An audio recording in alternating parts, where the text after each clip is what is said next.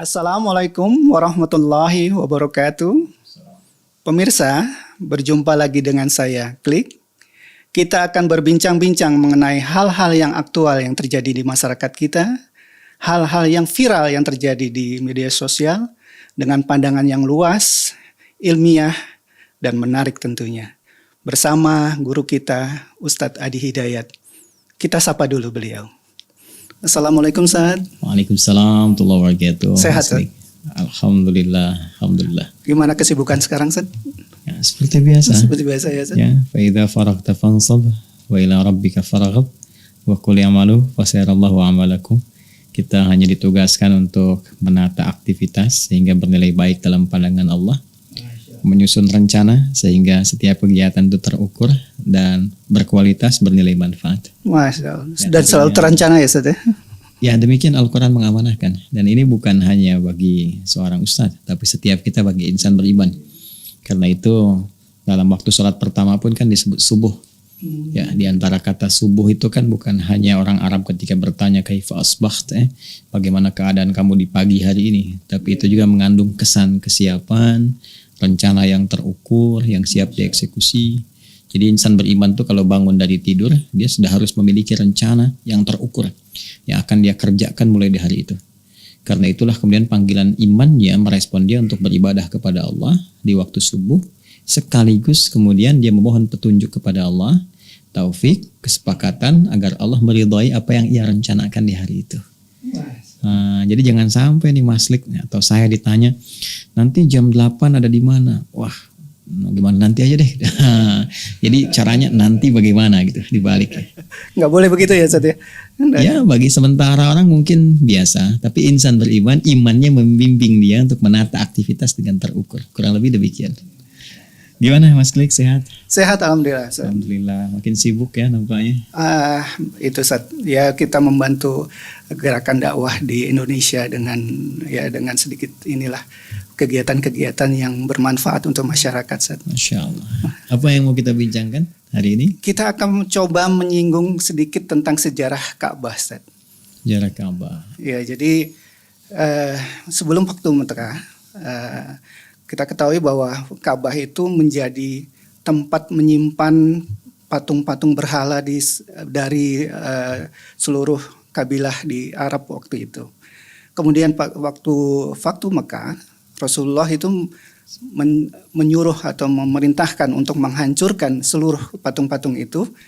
Namun ada referensi bahwa di Ka'bah juga ada gambar Nabi Isa yang digendong oleh Maria. Dan Rasulullah memerintahkan untuk tidak menghapusnya, Ustaz. Apakah betul referensi ini, Ustaz? Baik. Pertanyaan yang tajam, terukur, dan mungkin juga jadi atensi bagi banyak orang. Betul. Baik. Hanya barangkali begini, kita akan membahas dengan menjawab pertanyaan itu secara langsung dan merujuk pada referensi, atau kita ingin menampilkan satu wawasan yang luas dengan dasar keilmuan yang mengakar. Sehingga kita memahami bagaimana perjalanan hadirnya patung-patung, kemudian dengan itu bagaimana disikapi oleh Islam, lalu sampai kepada masa sebelum Nabi Muhammad SAW diangkat menjadi Rasul, bagaimana patung hadir dalam Ka'bah, lalu disikapi di masa Islam, di masa Nabi Muhammad SAW membawa risalah penutup dan penyempurna, lantas kemudian terjadi di Fathu Makkah sampai dengan kini. Nah, jadi saya balik bertanya, mau jawaban cepat atau yang komprehensif? Pengennya komprehensif, Ustaz. Komprehensif ya? Baik. Betul. Kalau begitu kita mundur agak jauh ya. Siap. Mundur agak jauh dari masa Nabi Muhammad SAW ke masa Nabi Nuh dulu. Wah, ini berapa generasi nih? Muhammad SAW bin Abdullah bin Abdul Muttalib bin Hashim bin Abdul Manaf bin Qusay bin Murrah bin Kilab bin Ka'ab bin Ghalib bin Fihr bin Malik bin Nadar bin Kinana bin Khuzaimah bin Mudrika bin Ilyas bin Nidar bin Mudar bin Ma'ad bin Adnan bin Adri bin Muqawwam bin Nahur bin Tarikh bin Ya'rub bin Jastud bin Nabit bin Ismail alaihissalam bin Ibrahim alaihissalam bin Adhar bin Nahur bin Abir bin Kinan bin Fakhshad bin Sam bin Nuh alaihissalam. Jangan salah, jangan disuruh ulang saya. Agak mundurnya ini luar biasa nih, 37 sampai dengan ke 40 generasi ke atas. dan itu bisa boleh jadi puluhan ribu tahun deh. Betul. Ustaz. Nah, jadi kalau kita tarik ke masa Nabi Nuh alaihissalam, bahkan nanti diabadikan kisah ini di surah dengan surah nama yang serupa dengan risalah Nabi pembawanya, yaitu surah Nuh. Ya. Nah, jadi Nabi Nuh ini ada yang menyebutkan referensi bahwa beliau lahir 116 tahun setelah Nabi Adam alaihissalam meninggal dunia. Ya, jadi Nabi Adam alaihissalam dengan istri beliau Sayyidah Hawa alaihissalam jami'an diperintahkan oleh Allah untuk turun ke muka bumi, menjalani misi sebagai khalifah di bumi, memakmurkan, hidup saling menggantikan dan seterusnya. Al-Baqarah ayat ke-38. Kemudian berkeluarga dan melahirkan keturunan yang menyebar. Ya, Quran surah keempat ayat 1, berkeluarga, berketurunan, menyebar, kemudian bersuku-suku, berkomunitas, beda-beda tempat. Quran surah ke-49 ayat 13. Nah, dalam penyebaran ini nanti setelah Nabi Adam meninggal dunia, ya, risalah Nabi Adam diwariskan kepada anak keturunannya. Namun demikian kita tidak lupa bahwa ada provokasi yang datang dari setan memengaruhi ya setiap perkembangan kemanusiaan dan aktivitasnya, sehingga di antara sebagian mereka ada yang terjauhkan dari risalah-risalah yang pernah diajarkan oleh Nabi Adam alaihissalam dan Sayyidah Hawa, itu kan.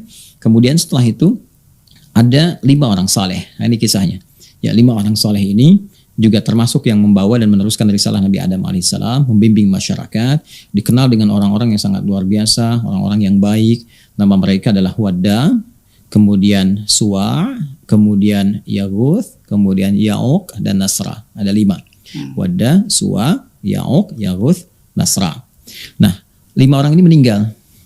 Nah, setelah 5 orang ini meninggal, ada satu rasa di antara masyarakat itu ingin selalu menghadirkan kenangan bersama mereka, ya, ingin hadirnya kenangan, nampak kemudian kelemah lembutan, kesolehan, kebaikan yang menginspirasi, sehingga mereka membuat semacam in memoriam gitu ya, satu kenangan yang mengabadikan 5 orang itu, maka dibuatkanlah patung. Nah, ini asalnya ya, asal-asal munculnya patung itu.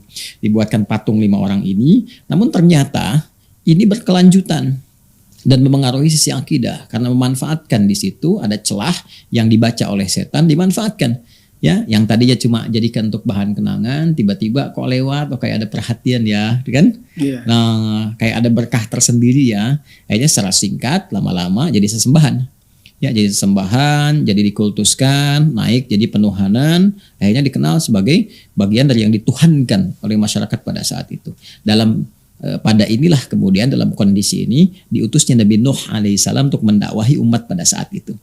Ya, karena itu sangat viral sekali kisahnya, bahkan diabadikan dalam Al-Quran dengan nama Nabi itu sendiri, yaitu Nabi Nuh alaihissalam. 900 kurang lebih 50 tahun ya beliau berdakwah. Di antara dakwahnya bagaimana menyadarkan masyarakat bahwa kelima sosok itu bukan Tuhan, itu hamba Allah yang saleh, jangan sembah patung, tinggalkan, ya kan? Kalau tidak nanti ada ancaman-ancaman dari Allah dan sebagainya. Maka mereka mengatakan, pemuka-pemukanya yang sudah barangkali diangkat ya jadi tokohnya.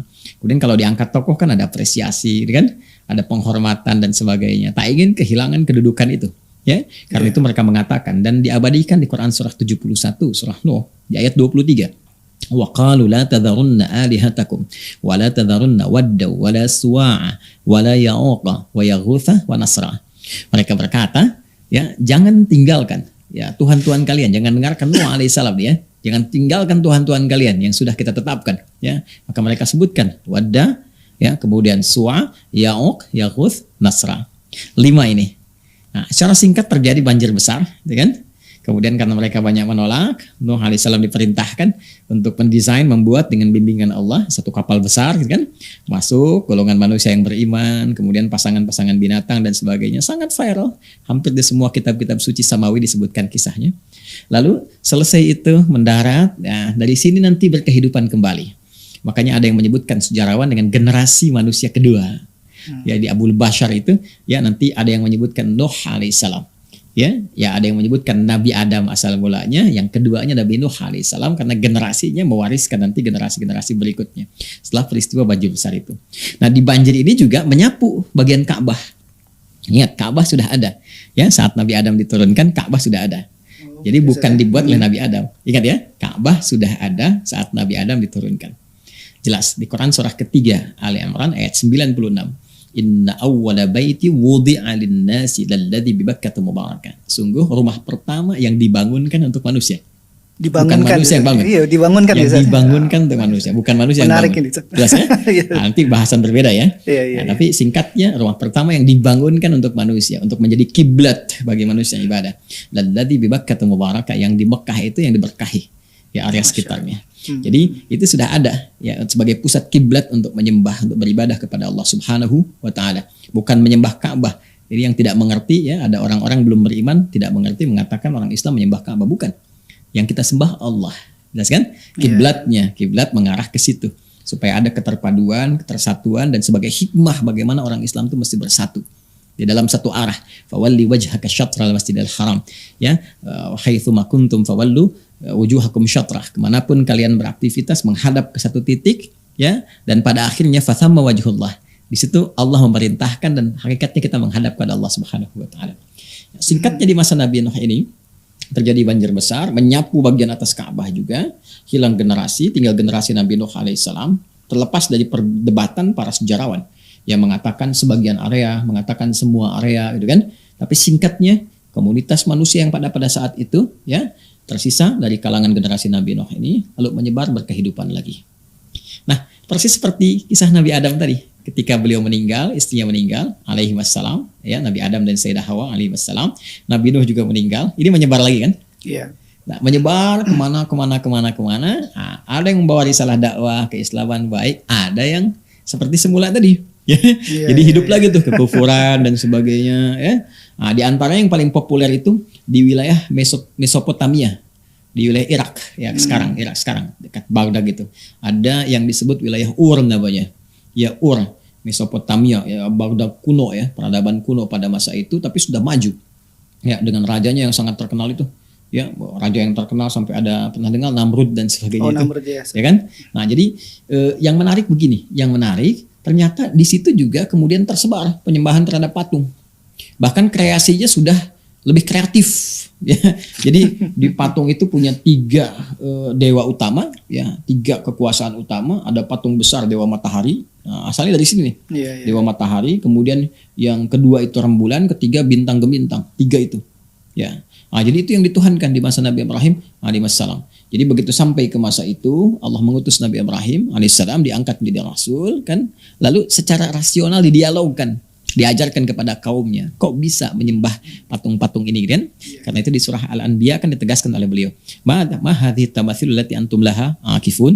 Apa sih keistimewaan patung-patung itu sehingga kalian begitu fokus menyembahnya gitu kan? Lalu kemudian kalian memberikan sesajen, meminta sesuatu yang bahkan dibikin oleh kalian sendiri gitu. Ya. Sampai-sampai beliau membuktikan kalau benar matahari itu Tuhan. Di surat Al-An'am kan jelas. Falamma janna alaihi lailu ra'a kaukaba, dari bintang ke bintang dulu. Begitu lihat bintang, oh ini yang dianggap Tuhan. Nah, tapi tiba-tiba tenggelam. Masa Tuhan tenggelam? Ya kan? Kemudian ketika melihat walamma ra'al qamara bazigha, ya qala hadza rabbi, apakah ini yang dimaksud Tuhanku ini, kata mereka, ya kan? Ya, itu lihat bintang tenggelam, lihat bulan tenggelam. Begitu lihat matahari, oh ini hadza akbar, ini lebih besar. Tapi ketika tenggelam juga, masa Tuhan tenggelam? Maka beliau menyimpulkan ini bukan Tuhan. Yang dianggap di patung-patung ini bukan Tuhan. Akhirnya kisahnya viral, diberikan pelajaran oleh beliau supaya mengerti masyarakat kan, dengan rajanya pada saat itu apa yang terjadi. Dibawa kapak kan, ya, dihancurkan, diikatkan kan di kepala berhala yang paling besar. Nah, sehingga dengan itu kisahnya kita mengetahui dengan sendirinya. Jadi secara singkat di masa Nabi Ibrahim pun sudah ada itu. Kan? Lalu Nabi Ibrahim alaihissalam kemudian berhijrah. Ya, singkatnya beliau berangkat lagi dengan istri Sayyidah Sarah, berkelana, karena itu disebut dengan Ibrahim. Ada yang mengatakan dari Ibrahim itu ada dari bahasa Ibrani punya dua makna. Satu, sang penyeberang, perantau, karena sering merantau untuk berdakwah. Menyeberang dari Mesopotamia ke Mesir, terus nanti ya Kanaan, Palestina, sampai dengan ke wilayah Makkah Al-Mukarramah. Biwadin ghairi dzi zar'in inda baitikal muharram, sampai ke situ ya. Nah, ini nama pertama. Yang kedua disebut juga dengan Ibrahim dari kata Abun Rahim, bapak yang sangat penyayang, pengasih. Saking sayangnya kepada anak itu, dibalik tugas yang sangat sibuk sebagai Nabi, Rasul, ayah, masih sempat untuk meluangkan waktu menengok anak di Mekah. Padahal beliau tugas di Palestina waktu itu, ya, sampai meninggal nanti. Makanya kita lihat ada Al-Khalil sekarang, wilayah Al-Khalil itu ya, di Palestina. Nah, singkatnya ada dua sisi yang sangat menarik di sini ya. Namun kita menggunakan alur melompat ya. Jadi ada lompatan-lompatan alur sedikit untuk memudahkan pemahaman dalam bahasan kita sehingga mudah untuk ditangkap. Nabi Ibrahim satu sisi kemudian ditugaskan oleh Allah dengan Nabi Ismail alaihissalam untuk meninggikan kembali pondasi Ka'bah yang tadi hancur terkena banjir bah di masa Nabi Nuh alaihissalam ya. Ditinggikan kembali, itu pondasinya masih ada. Ya, dalam bahasa Arab pondasi itu kalau satu disebut kaidah, kalau banyak disebut qawaid. Keduanya diminta meninggikan kembali. Bahasa Arabnya yarfa namanya. Maka diabadikan di Quran surah kedua Al-Baqarah ayat 127. Wa idh yarfa'u Ibrahimul qawaida minal baiti wa Ismail. Kan? Rabbana taqabbal minna innaka antas samiul alim. Keduanya kemudian meninggikan kembali bangunan Ka'bah ya. Di situ kemudian dikenal ada napak tilas jejaknya. Makom Ibrahimnya ada, Hijr Ismailnya ada, ya, dan keduanya kemudian saling bersinergi membangun dengan izin Allah Subhanahu Wa Taala. Jadi, nah sisi lain di tempat yang ditinggalkan Nabi Ibrahim di kota asal tadi, wilayah Mesopotamia, kerajaan Babilonia dengan rajanya Namrud tadi, yang megah, yang menganggap dirinya besar dan sebagainya. Ya itu kan kalau kita flashback sedikit mengusir Nabi Ibrahim setelah sebelumnya mengancam, bahkan ingin mengeksekusi, membakar beliau, kan dikumpulkan di kota besar yang sekarang menurut para sejarawan itu bergeser sedikit ke arah Turki. Ya, saya pernah berkunjung itu ke daerah itu ya. Jadi ada memang patung-patung besar dan sebagainya menunjukkan bekas-bekas kerajaan Namrud tempo dulu. Jadi Anda bayangkan dari wilayah Irak, Mesopotamia, Babilonia membentang sampai ke Turki itu kan melewati Syam juga ya. Syam itu salah satunya Syria dan sebagainya. Perbatasan itu. Jadi di situ dikumpulkan dan kemudian Allah selamatkan. Ya di-viralkan, diabadikan kisahnya di Quran surah 21 Al-Anbiya ayat 69. Wa qulna ya naru kuni bardaw wa salaman ala Ibrahim. Kami firmankan ya api ya dengan kuasa Allah Subhanahu wa taala ya api diperintahkan jadikan sejuk kepada Ibrahim. Jangan membakar. Selamat rajanya di situ lantas menyimpulkan ini orang ada jinnya gitu. Maka diusir dari situ.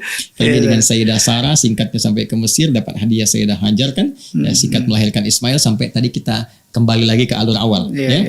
Jadi saya ingin katakan Namrud dengan suasana itu dia kembali ya menghadirkan lagi suasana seakan kayak kehebatannya macam-macamnya, mempopulerkan lagi Tuhan-Tuhan patung dan seterusnya sampai nanti kisah paling singkatnya adalah menantang Nabi Ibrahim sampai Allah kemudian wafatkan yang bersangkutan hanya dengan seekor nyamuk saja gitu. itu kan viral kisahnya. Nah, di sisi lain artinya saya ingin sampaikan bahwa ini sudah menyebar nih dari wilayah Mesopotamia terus ke Syria gitu kan sampai ke sebagian dekat Turki dan sebagainya ya di wilayah itu. Nah, di wilayah yang berbeda Nabi Ibrahim, Nabi Ismail tepatnya di area Makkah Al-Mukarramah meninggikan bangunan Ka'bah lantas berdoa kepada Allah di situ.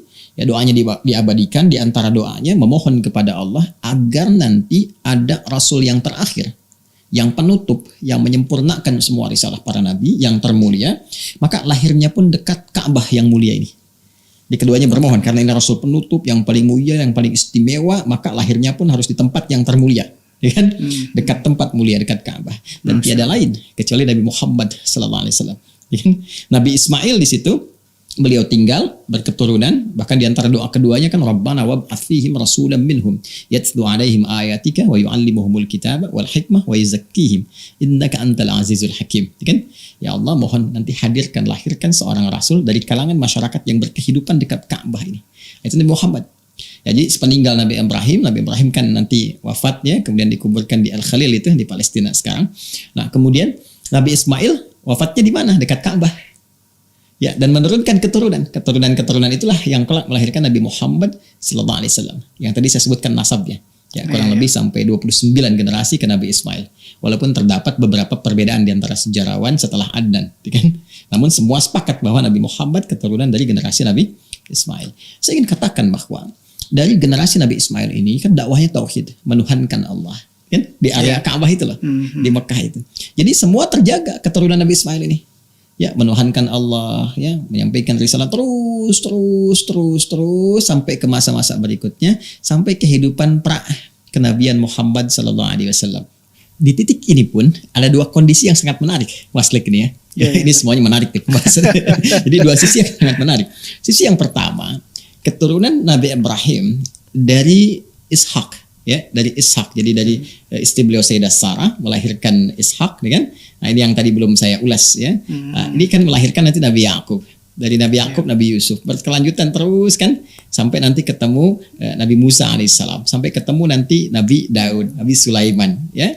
Nah, saya akan garis bawahi highlight di masa era Nabi Sulaiman alaihissalam itu beliau sempat memperbaiki ya citra bagaimana persepsi orang-orang yang menjadikan patung itu sebagai sesembahan. Itu dirubah oleh Nabi Sulaiman.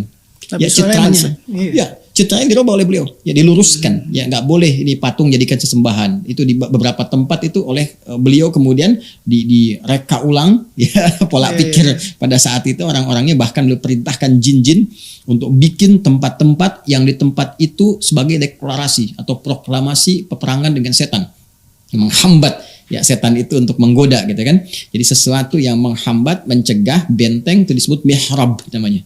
Mihrab, zamannya maharib. Jadi mihrab itu kan tempat ibadah, sedangkan ibadah yang nggak disukai oleh setan. Jadi beliau memproklamirkan dengan dibuatnya benteng ini, di benteng kita dari setan nih. Dengan ibadah kita meningkat, setan nggak mampu untuk menggoda kita, walaupun menggoda lemah dia, ya kan? Nah, kemudian dibuat juga ya patung-patung dalam bentuk apa? Ya, dalam bentuknya seperti pohon-pohon, gedung-gedung tinggi, hiasan-hiasan megah dan sebagainya. Itu diabadikan di Al-Qur'an. Surah 34 Saba. Ya, surah Saba ayat ke-13. Ayat ke-13. Ketika Nabi Sulaiman menghiasi istananya sekitarnya dengan mahariba wa tamathila. Ya kan? Ya, tamasil di situ harus didetilkan ya, nggak boleh disimpulkan patung-patung berdiri sendiri, tidak. Yang dimaksud patung begitu ada pepohonan, dengan ada bangunan-bangunan biasa yang menunjukkan yang tidak bernyawa, dan ataupun juga penampilan yang berbeda dengan yang kita pahami saat ini. Jadi beliau ingin mengesankan bahwa ini loh yang diperkenankan yang seperti ini. Ya, sesembahan diarahkan kepada Allah, bukan dalam konteks untuk penyembahan-penyembahan kepada manusia. Singkat, Nabi Sulaiman meninggal juga kan? Meninggal, ya jin baru telat taunya, setan provokasi lagi, diangkat lagi tuh. Malah ingin dibawa untuk bisa mengagungkan Sulaiman, dibikinkan lagi ininya apa monumennya macam-macam ya dan sebagainya. Ya, jadi berkembang lagi tuh dengan lebih luas lagi. Jadi satu titik di era itu sampai berketurunan kembali, nanti diluruskan lagi ya sampai nanti ke Nabi Isa alaihissalam. Ya, risalah Nabi Isa alaihissalam 600 tahun sebelum kelahiran Nabi Muhammad sallallahu alaihi wasallam. Itu kan di wilayah Palestina juga. Ya, wilayah Palestina juga. Jadi Anda bisa bayangkan di wilayah itu ada pengarahan persepsi tentang patung ke arah yang baik, kemudian pengarahan kepada dakwah tauhid, menyembah Allah Subhanahu wa taala, sampai puncaknya nanti risalah Nabi Isa alaihissalam di sekitaran Palestina nanti, ya, di Bethlehem sekarang, Baitul Laham di sekitarannya di daerah itu. Nah, di titik ini 600 tahun, sementara di Mekah situasi berbeda, sisi yang lain. Nah, dua sisi. Sisi yang lain di Mekah ini kan berkelanjutan beraktivitas ini. Nah, di jeda antara 600 tahun pasca risalah Nabi Isa alaihissalam sampai ke era Nabi Muhammad sallallahu alaihi wasallam dilahirkan kemudian diutus, ya. Ini kan ada jeda nih, fatrah. Ya, fatrah, ada masa kekosongan karena Nabi Muhammad Rasul penutup, Rasul terakhir, Nabi Isa sebelum akhir, gitu kan? Maka di antara keduanya kan gak ada Rasul. Risalah Nabi Isa terus menyebar oleh murid-muridnya, terpercaya disebarkan, gitu kan? Menyebar di sebagian wilayah-wilayah di muka bumi, kan? Sebagian lagi ada menafsirkan, ada menyimpangkan dalam persepsi kita ya, sebagai orang Islam gitu kan, dan sebagainya, menyebar semua ini. Sementara di daerah Mekah itu dalam berkelanjutan beraktivitas ada sosok tertentu. Di antara sosok ini namanya ini menarik sekali, Amr bin Luhai namanya. Amr bin Luhai. Amr bin Luhai. Siapa Amr bin Luhai ini? Dia sebetulnya pebisnis. Ya, pebisnis. Dia pebisnis, pedagang, tapi juga orangnya baik. Ya, suka berderma, bantu orang, macam-macam. Karena Mekah ini kota suci, ya kan? Iya. Maka ketika terlihat orang ini, sosok ini panutan, public figure, baik, suka berderma, segala macam-macam, maka orang melihat, wah ini kalau bahasa kita wali ya nih, wali kota suci nih, ya kan? Dia ini orang-orang bagusnya nih, orang teladannya nih, udah kaya, bagus, tuh kan, suka berbagi macam-macam. Tapi dia pebisnis. Nah, satu kali dia ini, nah titik lain yang perlu ditegaskan adalah dia ini selain dia kaya, kan, dia perhatian, cuma lemah agama. Masih awam nih, awam. Jadi dia nggak kenal dengan risalah-risalah tauhid yang dibawa oleh Nabi Ibrahim, Nabi Ismail diajarkan di situ. Jadi dia berbisnis saja, taunya ya ke Ka'bah itu cuma tawaf. Ini belum ada patung loh ya, Ka'bah belum ada patung nih. Amr bin Luhai ini ya karena dia pebisnis, perantau, dia merantau ke Yaman, ke Syam. Masih ingat nggak tadi saya sampaikan wilayah Syam? mendapatkan dampak-dampak dari era-era patung di masa Namrud dan sebagainya sudah mulai menyebar.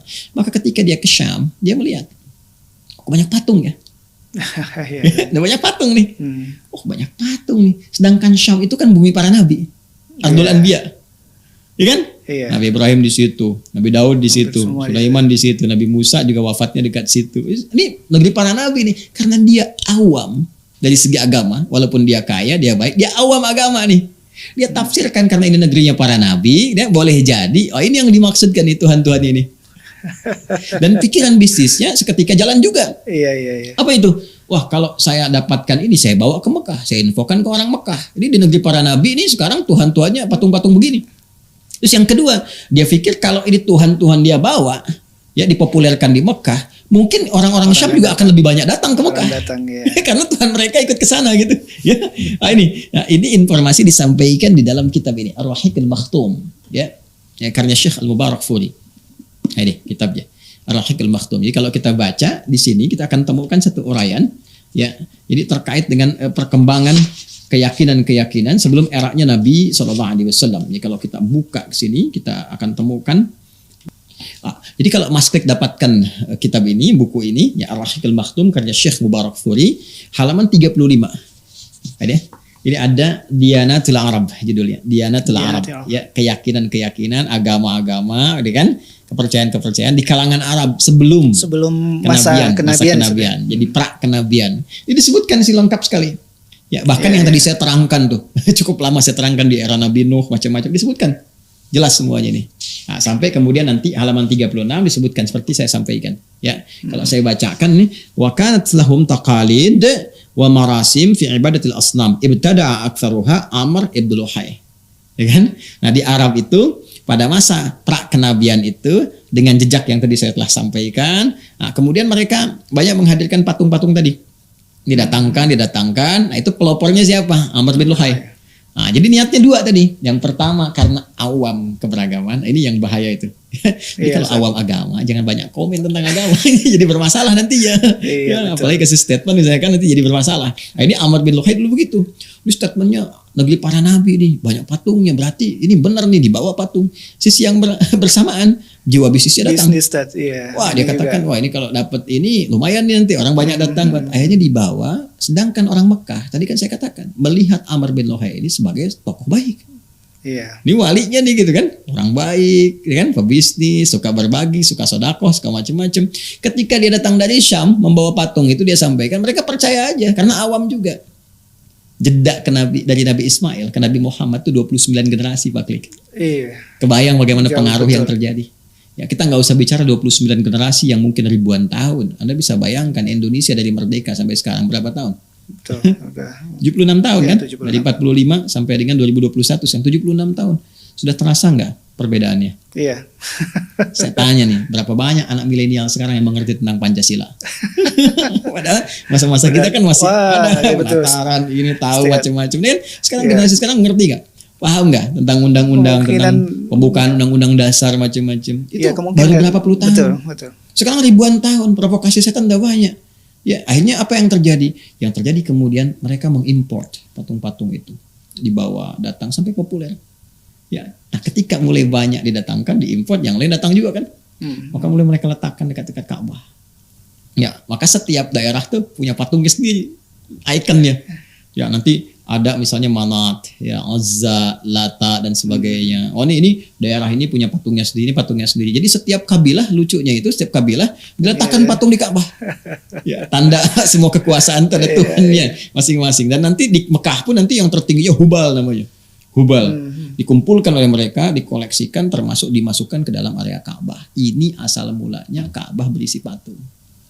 Awalnya nggak ada. Ya, jadi ini asal mulanya Ka'bah berisi patung, udah ada di dalamnya, ada Hubal, ada Manat, ada Lata, ada Uzza, ada macam-macam. Nah, sampai kemudian kurang lebih masa menjelang kelahiran Nabi Muhammad SAW. Periode ini kurang lebih 150 tahun sebelum kelahiran Nabi Muhammad SAW. Jadi lengkaplah sudah. Patungnya sudah masuk, dukunnya mulai ada, disebut kahin, tukang sihirnya juga ada, mulai sejak itu tuh. Ada tukang sihir disebut sahir, ada dukun disebut kahin. Bahkan nanti patung Nabi Ibrahim alaihissalam ya dibuat tuh, ada tuh. Patung dibikin. Jadi mereka beli-beli ke Syam itu. Jadi begitu ke Syam datang kan, itu Nabi Ibrahim kan wafat di Palestina. Apa dibikinkan patung, kan kebiasaan mereka begitu. Iya. Bikinkan, dibuat itu. Termasuk patungnya Nabi Isa alaihissalam dan ibundanya Sayyidah Maryam itu ditemukan di Al-Bukhari. Ditemukan di Al-Bukhari. Jadi kalau kita buka Sahih Al-Bukhari, ini saya ada Sahih Al-Bukhari ini. Ya, ini Sahih Al-Bukhari. Ya, jadi kita nanti akan lihat bagian tertentu di Sahih Al-Bukhari ini yang menghadirkan bagaimana diinformasikan kepada kita di Fathu Mekah. Cuma saya nggak mau lompat dulu. Nanti begitu kita masuk, nanti saya tunjukkan. Sebelum tunjukkan. Mekah dulu. Nah, jadi yang menarik begini. Yang menarik, begitu sampai kemudian periode tadi, kurang lebih 150 tahun sebelum kelahiran Nabi Muhammad SAW, itu sudah kacau. Ya, kacau dalam konteks keimanan, keyakinan. Udah mulai tukang sihir, dukun tadi ya, mengundi, tatayur pakai burung, pakai macam-macam, sudah pakai mantra. Kemudian para penyair berkompetisi, yang paling bagus nanti dituliskan karyanya di dinding Ka'bah. Yang kelak nanti masa Islam diganti di kain kiswah. Iya. Nah, ini yang dimasukkan ke dalamnya Tuhan-Tuhan dari luar macam-macam, terus orang-orang soleh yang dulu itu dibikinin patung, diambil juga, dimasukin patung Nabi Ibrahim, dimasukin patungnya Bunda Maria, Sayyidah Maryam, patungnya Nabi Isa alaihissalam, ya kan? Kemudian juga macam-macam lah, gitu. Ada yang malaikat digambar oleh mereka, dibikinin patung, dikaryakan, dicitrakan oleh mereka, pohon-pohon macam-macam dimasukin ke Ka'bah semua tuh. Nah, sampai ini berlangsung sampai dengan kelahiran Nabi Muhammad SAW. Ya, kelahiran Nabi Muhammad SAW, kita lewatilah periode Raja Abraha mau nyerang pakai gajah itu ya, itu kan relevansinya sedikit lah ya. Kita lewati usia Nabi 35 tahun, agak cepat. Ya, setelah menikah dengan Sayyidah Khadijah, rumah tangga 10 tahun, Nabi menikah usia 25 tahun, rumah tangga 10 tahun, 35 tahun. Nah, terjadi sesuatu kepada Ka'bah. Ya, ada yang mengatakan sebagian ada bencana kebakaran, mengatakan yang lain sudah mulai rapuh. Ya, kan dibangunnya itu dalam bentuk begini.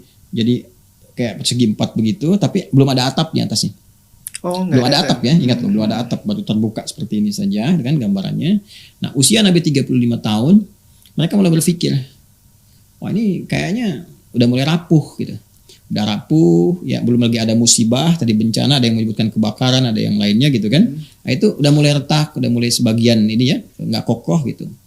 Apa yang terjadi saat yang bersamaan, ada kapal Romawi, Karam, daerah Jeddah.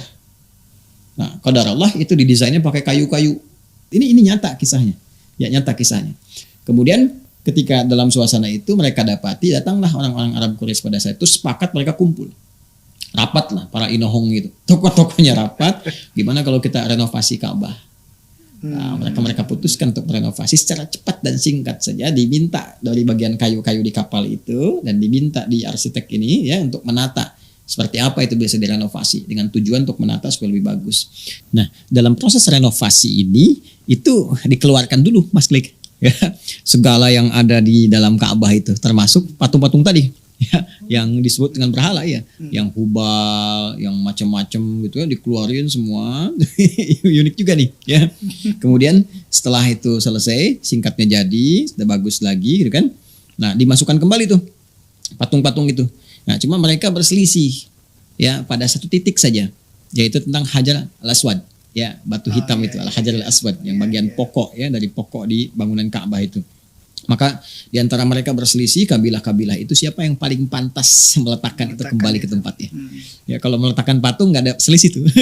Siapa aja silakan. Ini unik juga nih. Siapa yang letakin hubal, siapa aja deh masukin. Tapi begitu pada satu titik yaitu Al-Hajar al-Aswad ya, batu hitam itu yang bagian dari pokok ya, dari bangunan Ka'bah itu. Nah, itu mereka berselisih karena semua pada pengen ya, ingin menampakkan ya taruhlah wibawa gitu kan, pengaruh macam-macam.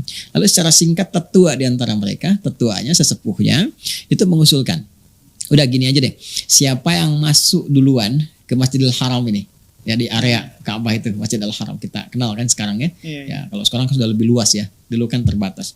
Siapa yang masuk duluan lewat pintu ini, dia yang akan meletakkannya. Ya kan? Maka ketika mereka semua sepakat, ya udah sepakat kan? Dilihat, dicek, ternyata Nabi Muhammad lah.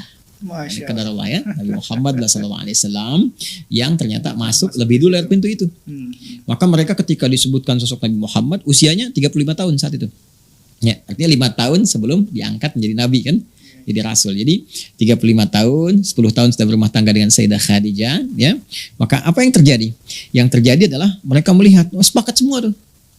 Karena waktu Nabi Muhammad ditunjuk SAW itu kan pribadi yang diakui sosoknya sebagai Al-Amin, orang jujur, terpercaya, bahkan banyak di antara mereka nitipkan hartanya ke Nabi Muhammad.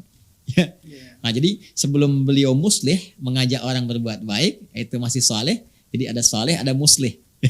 Soleh kan terus-terusan terbawa ya sampai dari mulai kelahiran baik tumbuh kembang sampai kembali kepada Allah, itu soleh. Muslih ketika diberi tugas untuk mengajak, itu sikap orang-orang sekitaran beda. Ya, jadi pribadi Muhammad dinilai SAW oleh orang-orang saat itu ini orang baik, orang bagus, gak ada masalah nih. Ya, bahkan paling menarik adalah mereka juga tahu bahwa Nabi Muhammad itu satu-satunya sosok di antara mereka yang tidak pernah menyentuh atau mendekat kepada patung itu. Ini menarik nih. Belum diangkat menjadi rasul, menjadi nabi, tapi kalau kita baca ya beberapa referensi seperti di Syiar A'lam Nubala ya, Syiar A'lam Nubala nanti saya tunjukkan kitabnya dari karangan Imam Adz-Dzahabi. Di abad ke-8 Hijrah itu nulis kitab bagus sekali 16 jilid ya. Itu ditunjukkan bagaimana Rasulullah SAW itu setiap kali akan tawaf di Ka'bah itu ya, ada dorongan misalnya untuk mengetahui mendekat kepada patung, selalu ada isyarat dari belakangnya, dengar suara ya, jauhi itu, berpaling dari itu ya. Nah, jadi sudah dibebaskan dari pengaruh patung, nggak pernah minum-minum, nggak pernah berselingkuh, nggak pernah ikut-ikutan kebudayaan mereka itu. Maka semua sepakat, oh Muhammad saja, SAW. Nah, maka Nabi Muhammad dibimbing oleh Allah dengan bijak. Ya, bagaimana caranya? Dikeluarkan bagian kainnya, kan? Nah, di kain itu semua dari tokoh-tokoh suruh pegang bagian ujungnya, Hajar Aswad disimpan di tengahnya, semua bawa.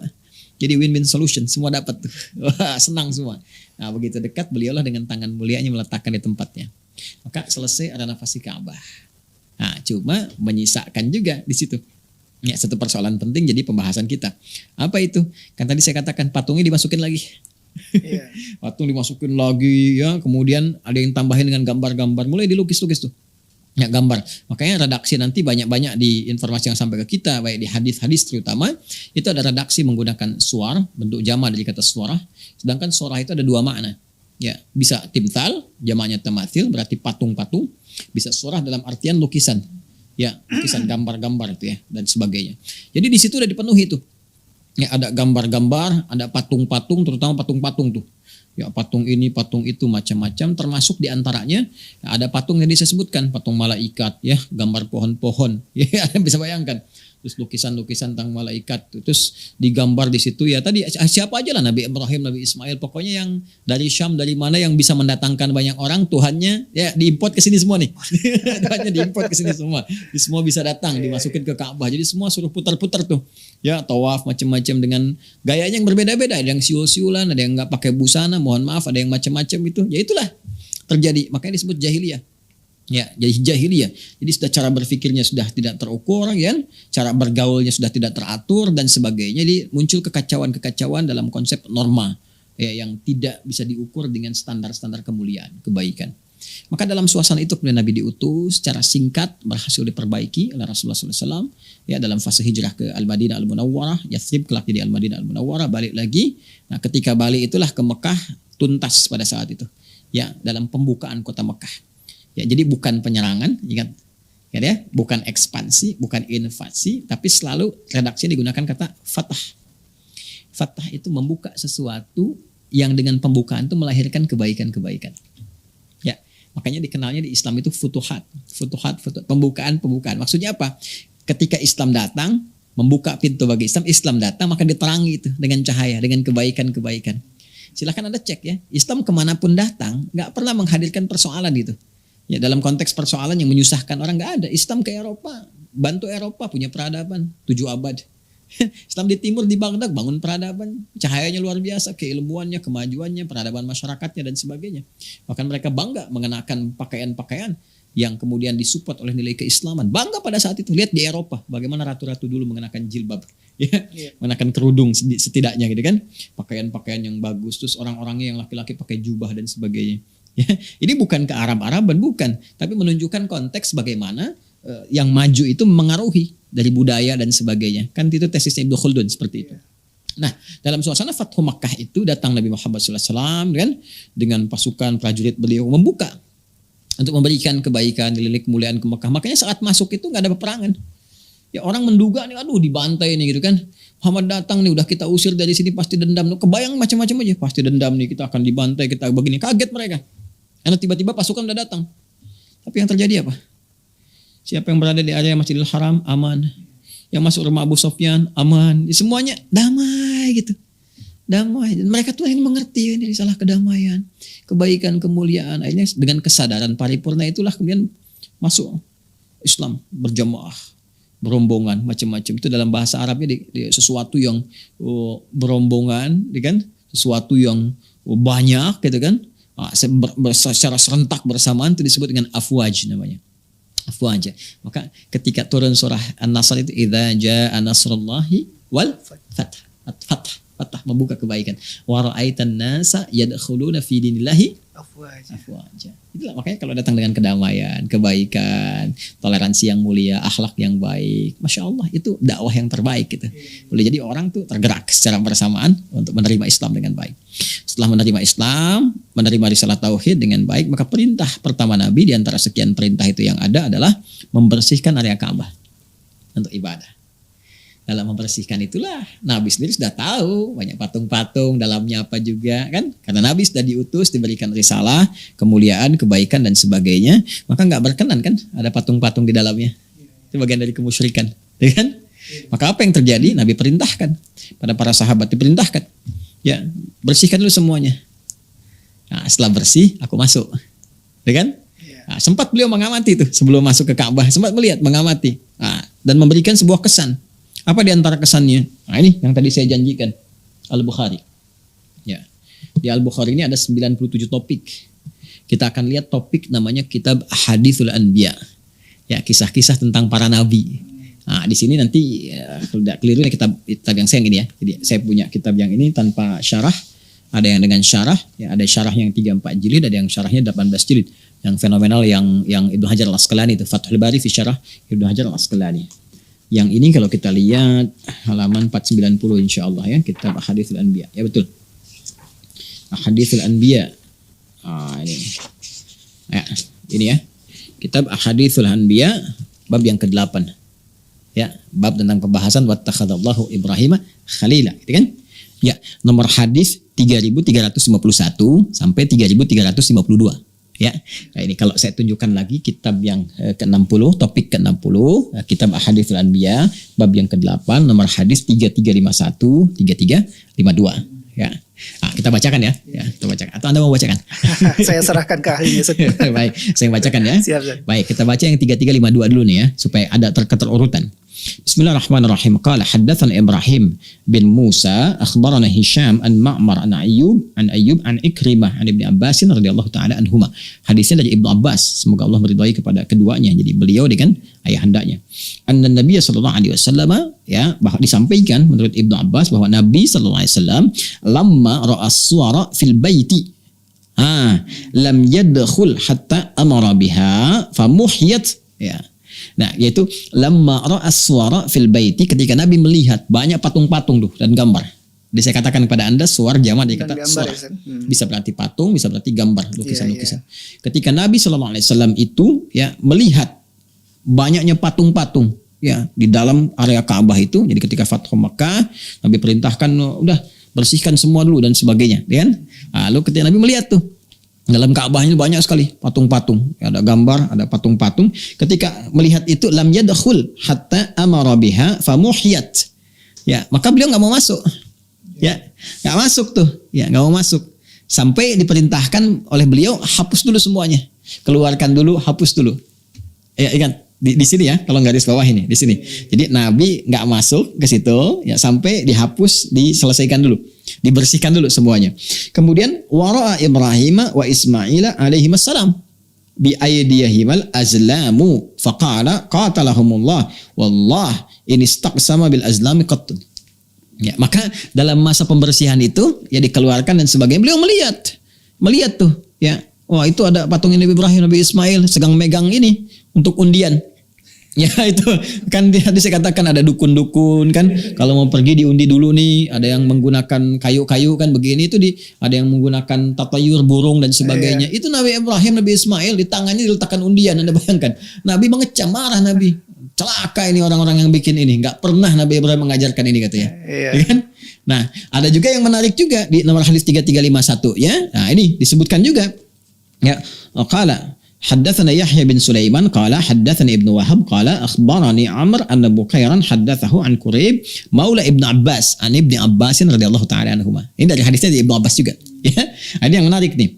Apa yang disampaikan? Kala beliau menyampaikan, dakhalan Nabi sallallahu alaihi wasallam al-baita fawajada fihi surata Ibrahim wa surata Maryam. Oh, maka Nabi sallallahu alaihi wasallam dalam periode Fathu Makkah ini, kan? Nah, ketika memerintahkan pembersihan itu, kalau di sini sempat menengok lah begini gitu, nggak mau masuk tuh. Beda antara masuk blong gitu kan dengan menengok ya. Jadi Nabi sallallahu alaihi wasallam tuh begitu melihat ini lebih menyempurnakan dari yang tadi itu kan. Tapi melihat tuh nggak mau masuk dulu gitu kan. Nah, nggak mau masuk dulu nih sebelum dihabiskan. Nah, ini dilengkapi nih kisahnya. Jadi ada sempat dibersihkan, Nabi melihat begitu mau masuk. Nah, ini ya, lihat, oh banyak patung, dan melihat di situ Ibrahim alaihissalam, kemudian ada juga patungnya Maryam, ya kan? Nah, di sini karena redaksinya surah, ada yang mengartikan gambar, ada yang mengartikan patung, sedangkan surah itu bisa patung, bisa gambar. Jelas ya? Yang tadi saya sampaikan. Iya. Baik, jadi Nabi mengecam tuh. Ya, Nabi mengecam. Kata Nabi, saya nggak mau masuk dulu, bersihkan semuanya dulu. Nah, jadi kalau bahasa singkatnya tuh, nengok mau masuk gak jadi, ngelihat kan banyak hal, nggak mau masuk dulu, sampai dihapuskan semuanya, sampai bersih dulu. Jelas ya? Nah, saya sempurnakan hadisnya. Faqala amma lahum faqad sami'u anna al-malaikata la tadkhulu baitan fihi surah. Hadza Ibrahim musawwar. Fama lahu yastaqsim. Ya, mereka tuh gimana sih? Mereka itu udah ngerti sebetulnya malaikat itu nggak akan masuk tempat yang di dalamnya ada patung. Terus ini apa-apaan lagi kata Nabi Muhammad SAW? Ini apa-apaan lagi Nabi Ibrahim? Ya mereka tahu Nabi Ibrahim itu nggak pernah ngajarkan judi, nggak pernah ngajarkan undian. Ya, sejak kapan beliau kemudian mengajarkan undian? Jadi di situ beliau langsung memberikan satu penegasan, komen yang tegas, mengecam dengan keras dan sebagainya. Jadi ini Nabi memberikan edukasi kepada kita bahwa beliau pun nggak masuk dulu. Kenapa? Karena beliau mengajarkan memahami malaikat nggak mau masuk ke tempat yang banyak patung yang seperti itu, apalagi di situ menduakan Allah dan sebagainya. Ini bukan menduakan lagi, membanyakkan dengan macam-macam, membanyakkan ini nggak mau masuk. Jadi ini yang paling sahih riwayatnya. Nah, riwayat ini ketika disampaikan menyebar dan sebagainya. Nah, kemudian ada yang menarik nih. Ya, biasanya kan kalau saya bicara begini, Mas Klik saya gambarkan. Jadi kalau ada seorang menyampaikan, terus yang mendengarnya itu ada 10 orang. Kira-kira ketika disampaikan lagi yang 10 orang ini kepada orang lain, pulang nih, nyampaikan lagi kepada orang lain. Sama nggak kata-katanya? Mungkin nggak sama, Sat. Mungkin nggak sama redaksinya. Iya. Baik, maknanya bisa sama nggak? Maknanya mungkin sama. Maknanya mungkin sama. Persoalannya kalau semua memiliki kredibilitas yang sama. Iya, betul. Ya kan? Betul. Ya. Nah, terus kalau disampaikan lagi sampai ke generasi berikutnya. Paling gampang Mas Klik bikin 10 orang berbaris, bisikan satu hal. A bisikan sampai ke ujung yang ke-10, kira-kira lihat sama nggak dengan apa yang kita ucapkan? Biasanya ada distorsi pasti. Ada distorsi, bahkan ada reduksi beberapa hal gitu kan. Nah, ini pun sama, ketika hadisnya udah jelas disampaikan macam-macam, kan dulu nggak ada kayak kita cetakan sekarang. Kayak Google sekali klik muncul semua begini. Dulu kan pakai lisan. Sampaikan begini menyebar. Di pertengahan itu dalam penyebaran itu ada yang menyisip-nyisipkan. Apa yang diantara disisipkan itu dibuatlah semacam satu sisipan tambahan. Dalam ilmu hadis, sisipan di tengah-tengah itu idraj. Adraja yudriju idrajan. Hadisnya disebut dengan mudraj. Hadis mudraj itu hadis yang berisi sisipan. Sisipan itu bukan bagian dari hadis. Bisa jadi tafsir, bisa jadi cerita tambahan, bisa macam-macam. Apa di antara tambahan itu? Tambahan itu yang dikisah-kisahkan adalah saat dalam masa penghapusan gambar-gambar tadi, kemudian pembersihan itu semua ada di antara redaksi itu yang menunjukkan bahwa Nabi memberi isyarat, ini hapus semuanya, ya. Terus begitu melihat yang patungnya Maryam, ya kan? Alaihissalam, ada Nabi Isa-nya digendong macam-macam ya, gambarnya kan ada gambar, maka di situ ada yang menyebutkan kecuali yang ditutup oleh tanganku ini. Kecuali yang di belakang tanganku, kecuali di bawah tanganku ini. Macam-macam lagi, ada yang menyebutkan ke gambar, ya, ambil air zam-zam basahin, habisin semua gitu kan. Nah, kecuali yang ini, ada yang menyebutkan kemudian di patung, ada yang macam-macam ya, kecuali dengan yang ini dan sebagainya gitu. Nah, ini tambahan-tambahan. Ini sebetulnya sudah lengkap tuntas dibahas oleh para ulama. Bahkan ditunjukkan juga perjalanan kisahnya. Seperti apa gambaran-gambarannya gitu kan. Nah, semacam misal ya, kita beri contoh. Misalnya ini ada kitab bagus sekali yang saya tadi sampaikan. Siyar A'lam Nubala karya Imam Adz-Dzahabi. Ya, ini kitab bagus nih, 16 jilid ya, di abad ke-8. Beliau itu wafat tahun 718 Hijrah ya. Ini kitab bagus, 16 jilid, ini juga ahli hadis macam-macam ya. Nah, ini kalau kita buka di sini di halaman 53 khususnya. Nah, ini. Ya, beliau mengisahkan ini. Beliau sampaikan ini halaman 53 ya, tuh ya. Ini kitabnya Syiar A'lam Nubala, jilid pertama, jilid 1 dari 16 jilid, halaman 53.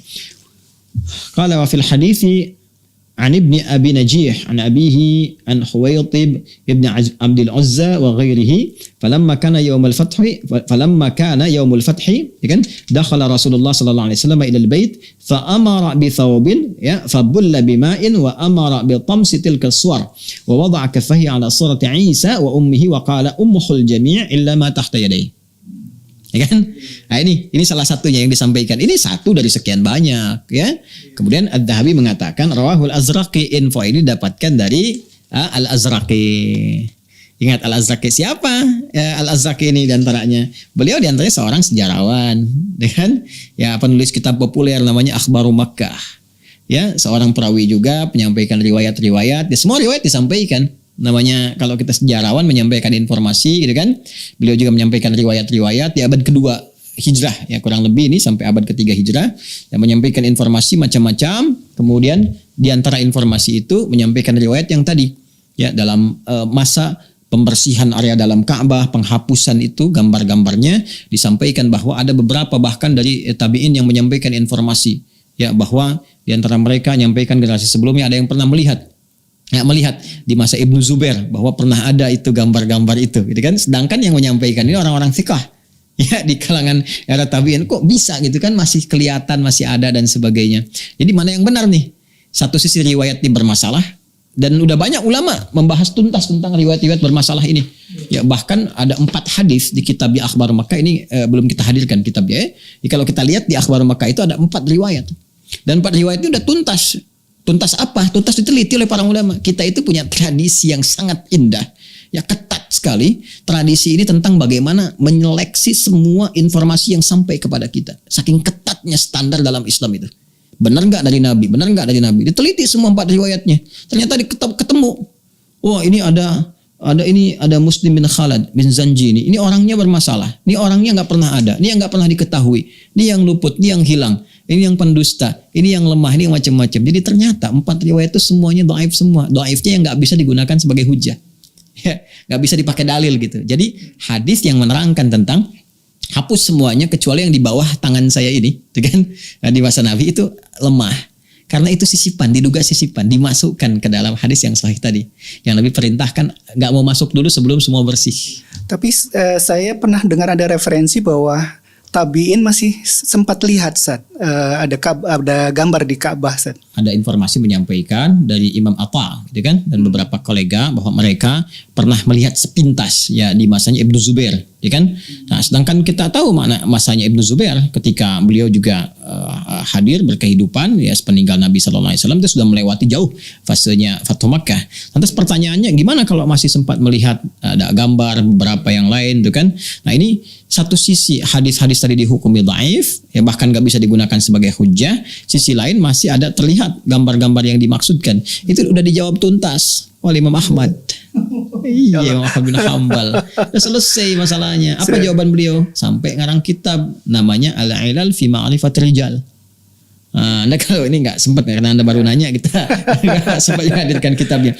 Ada kitab namanya Al-Ilal fi Ma'rifatir Rijal. Beliau bandingkan ini hadis-hadis yang sahih tentang dalam patung dibersihkan dalam Ka'bah itu, termasuk gambar-gambar ini tampilkan. Dan yang menguatkan ini kebiasaan Rasulullah. Rasulullah tuh nggak pernah mau masuk ke tempat manapun di rumah-rumah yang ada patungnya, apalagi rumah Allah dalam Ka'bah yang harusnya nggak ada patung, ada patung. Beliau bersihkan dulu semuanya, kan beliau mau ibadah di dalamnya.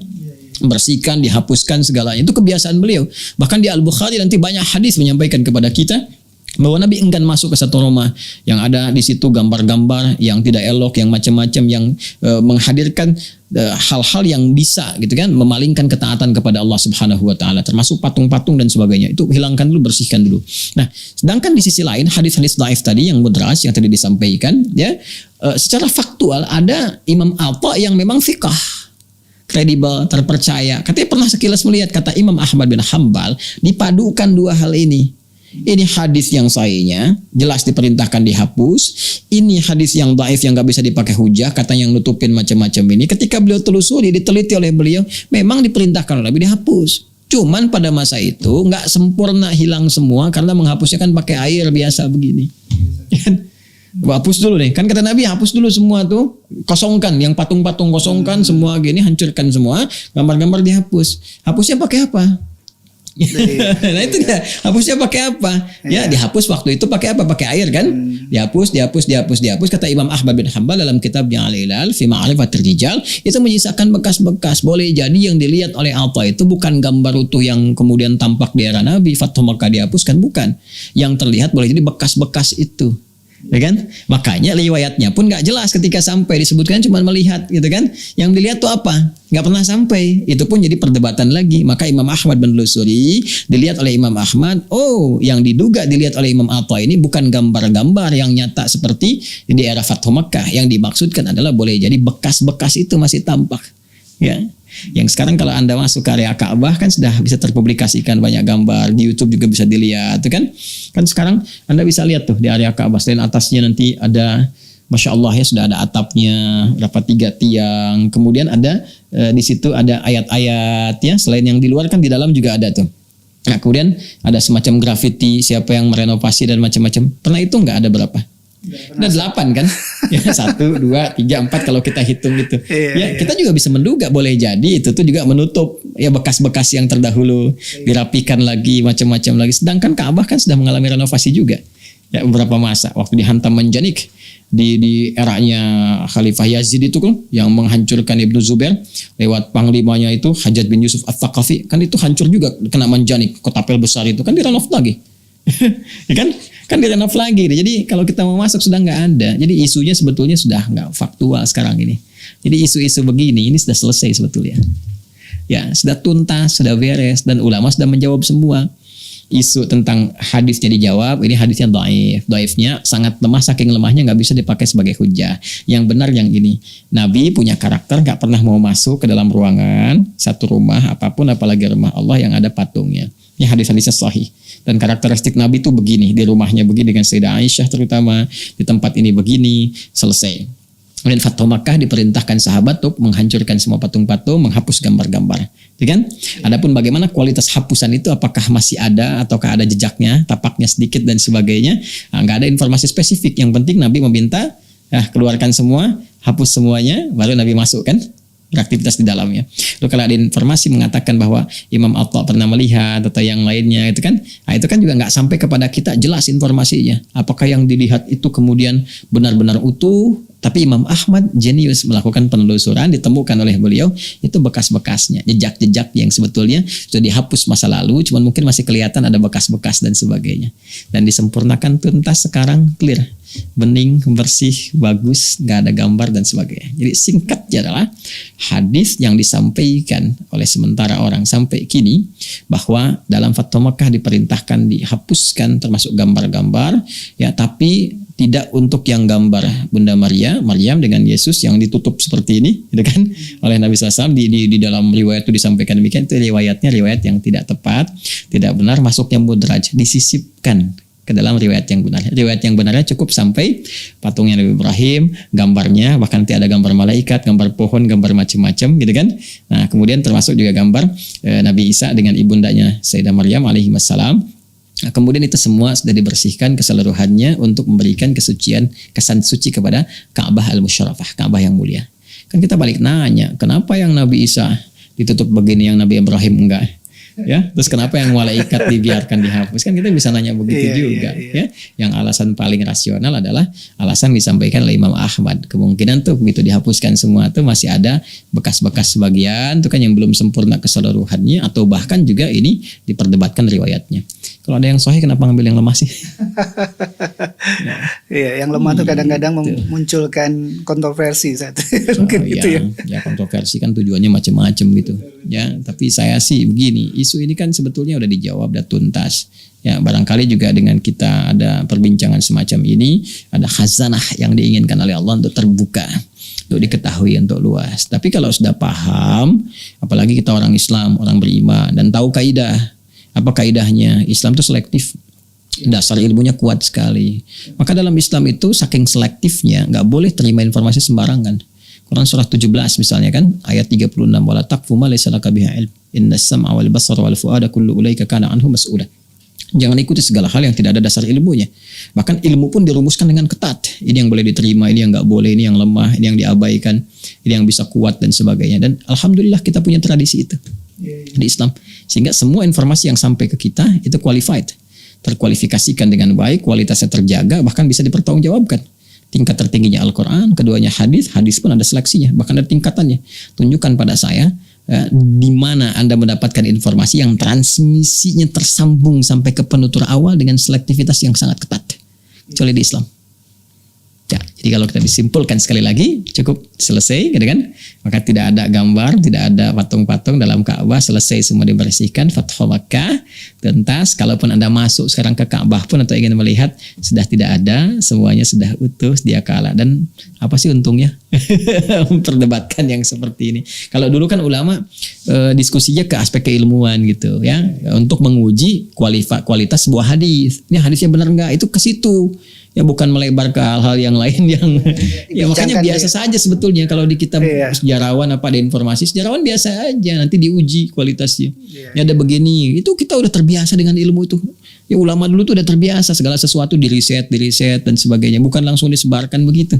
Ya apalagi di kalangan awam yang bicara yang ilmu hadis pun kadang-kadang kan nggak mengetahui dengan maksimal.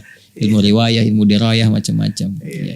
Ya aku lihat alhamdulillah Allah berikan kepada kita kesempatan untuk berdiskusi, menambah wawasan. Kita tahu sejarah patung akhirnya dari masa Nabi Nuh sampai masa Nabi Muhammad SAW. Dan sejarah Ka'bah dan sejarah selalu berulang kan.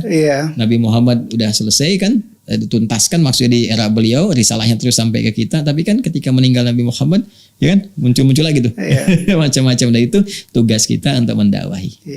Dan saya dapat masukan nanti baru ilmu baru bahwa Ka'bah itu dibuat sebelum Adam diturunkan. Itu sudah ada sebelumnya. Itu juga itu redaksi Qur'annya clear. Ya, inna awwala baiti wudi'a lin-nasi lalladzi bi Bakkah mubarakah. Sungguh rumah pertama yang dibangunkan untuk manusia. Masya Allah. Jadi kangen Sat sama itu Sat, kita sudah gara-gara pandemi ini kita susah untuk berkunjung ke sana. Kita nggak bisa pandemi juga karena semua kan nggak mungkin terjadi kalau Allah nggak tetapkan. Selalu ada hikmah. Kita berdoa mohon pada Allah, mungkin saatnya sekarang kita mengambil aura tanah suci untuk diterapkan kepada hati kita yang suci, berbentuk amalan yang baik di kehidupan kita saat ini berdasar di mana tempat kita tinggal. Ini kesempatan memakmurkan masjid-masjid kita. Kesempatan banyak berdoa, kemudian menjalin persatuan di antara umat Islam, keharmonisan dalam kehidupan berbangsa, bernegara, dan berumah tangga. Itu yang penting gitu juga. Terima kasih Ustaz bincang-bincang kita. Banyak sekali masukan ilmu yang kita terima saat ini. Terima kasih Ustaz. Pemirsa, demikian bincang-bincang kita dengan guru kita Ustadz Adi Hidayat. Semoga menjadi tambahan wawasan ilmu kita dan mendekatkan kita pada Allah Subhanahu wa taala. Saya Klik. Assalamualaikum warahmatullahi wabarakatuh.